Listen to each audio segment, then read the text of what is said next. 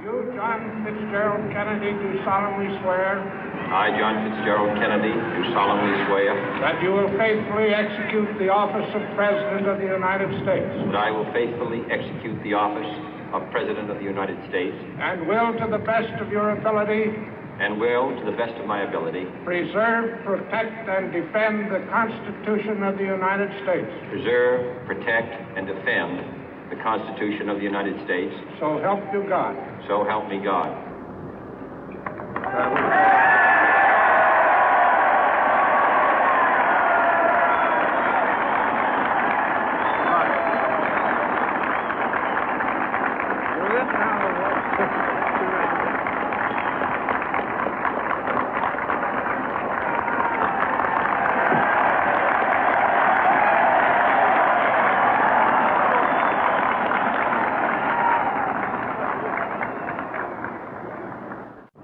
Vice President Johnson, Mr. Speaker, Mr. Chief Justice, President Eisenhower, Vice President Nixon, President Truman, Reverend clergy, fellow citizens. We observe today not a victory of party, but a celebration of freedom, symbolizing an end as well as a beginning, signifying renewal as well as change. For I have sworn before you and Almighty God the same solemn oath our forebears prescribed nearly a century and 3/4 ago. The world is very different now, for man holds in his mortal hands the power to abolish all forms of human poverty and all forms of human life. And yet the same revolutionary beliefs for which our forebears fought are still at issue around the globe. The belief that the rights of man come not from the generosity of the state, but from the hand of God. We dare not forget today that we are the heirs of that first revolution. Let the word go forth from this time and place to friend and foe alike that the torch has been passed to a new generation of Americans born in this century, tempered by war, disciplined by a hard and bitter peace, proud of our ancient heritage, and unwilling to witness or permit the slow undoing of those human rights to which this nation has always been committed and to which we are committed today at home and around the world.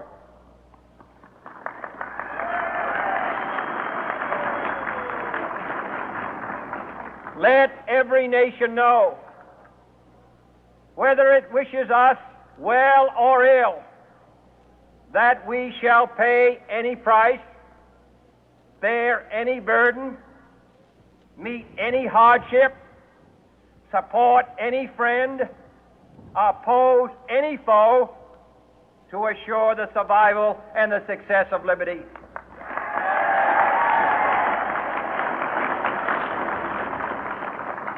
This much we pledge and more. To those old allies whose cultural and spiritual origins we share, we pledge the loyalty of faithful friends. United, there is little we cannot do in a host of cooperative ventures. Divided, there is little we can do, for we dare not meet a powerful challenge at odds and split asunder. To those new states whom we welcome to the ranks of the free, we pledge our word that one form of colonial control shall not have passed away, merely to be replaced by a far more iron tyranny. We shall not always expect to find them supporting our view, but we shall always hope to find them strongly supporting their own freedom, and to remember that in the past, those who foolishly sought power by riding the back of the tiger ended up inside.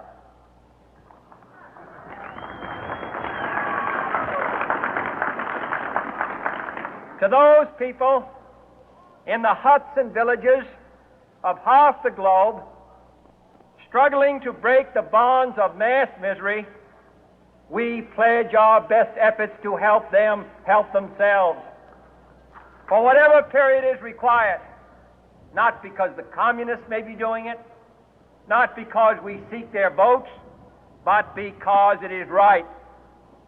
If a free society cannot help the many who are poor, it cannot save the few who are rich.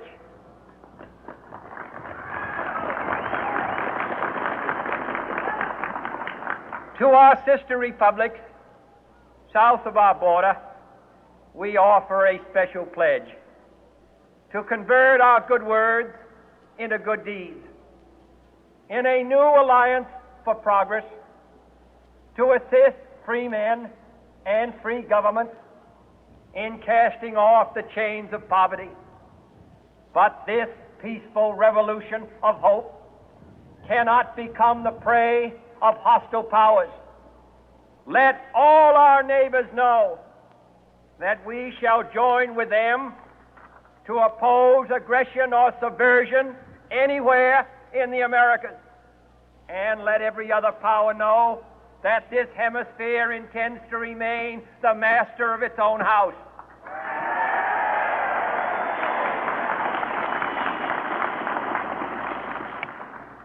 To that World Assembly of Sovereign States, the United Nations, our last best hope, in an age where the instruments of war have far outpaced the instruments of peace, we renew our pledge of support to prevent it from becoming merely a forum for invective, to strengthen its shield of the new and the weak, and to enlarge the area in which its writ may run. Finally, to those nations who would make themselves our adversary, we offer not a pledge, but a request that both sides begin anew the quest for peace. Before the dark powers of destruction, unleashed by science, engulf all humanity in planned or accidental self-destruction, we dare not tempt them with weakness, for only when our arms are sufficient beyond doubt can we be certain beyond doubt that they will never be employed. But neither can two great and powerful groups of nations take comfort from our present course, both sides overburdened by the cost of modern weapons, both rightly alarmed by the steady spread of the deadly atom, yet both racing to alter that uncertain balance of terror that stays the hand of mankind's final war. So let us begin anew, remembering on both sides that civility is not a sign of weakness, and sincerity is always subject to proof. Let us never negotiate out of fear, but let us never fear to negotiate.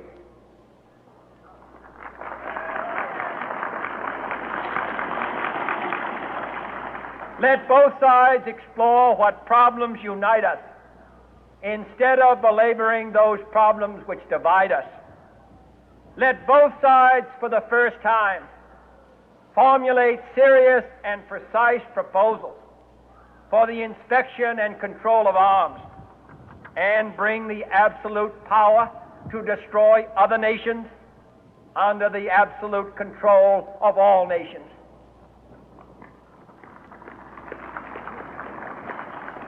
Let both sides seek to invoke the wonders of science instead of its terrors.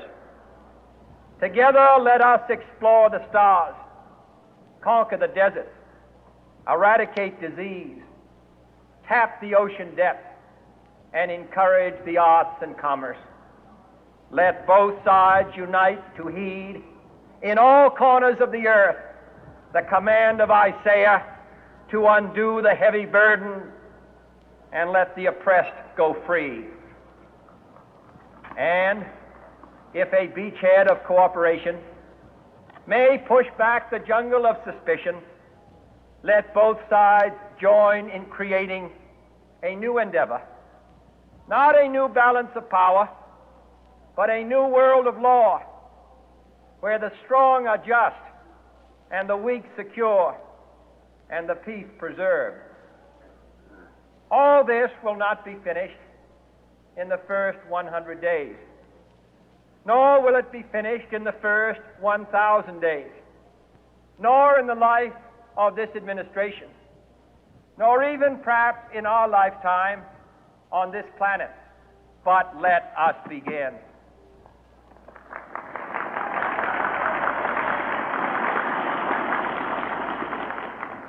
In your hands, my fellow citizens, more than mine, will rest the final success or failure of our course.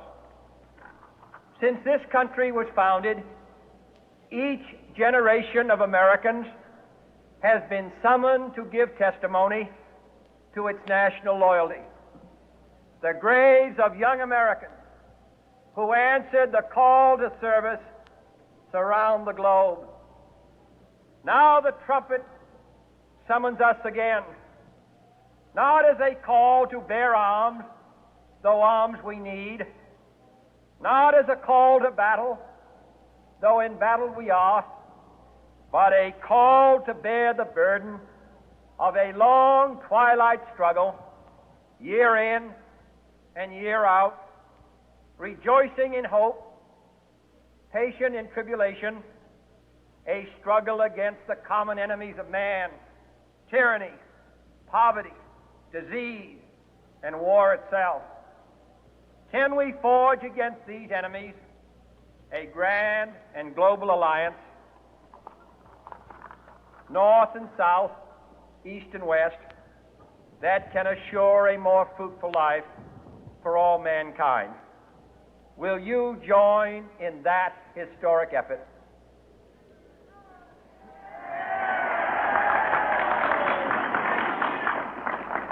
In the long history of the world, only a few generations have been granted the role of defending freedom in its hour of maximum danger. I do not shrink from this responsibility. I welcome it.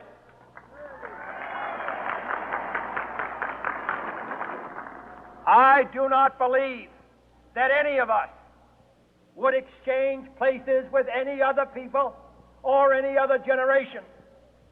The energy, the faith, the devotion which we bring to this endeavor will light our country and all who serve it. And the glow from that fire can truly light the world. And so, my fellow Americans, ask not what your country can do for you. Ask what you can do for your country.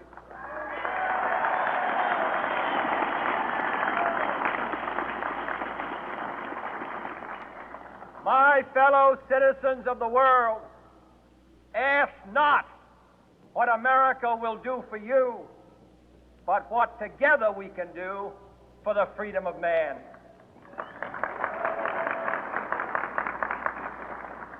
Finally, whether you are citizens of America or citizens of the world, ask of us here the same high standards of strength and sacrifice which we ask of you. With a good conscience, our only sure reward, with history the final judge of our deeds, let us go forth to lead the land we love, asking His blessing and His help, but knowing that here on earth God's work must truly be our own.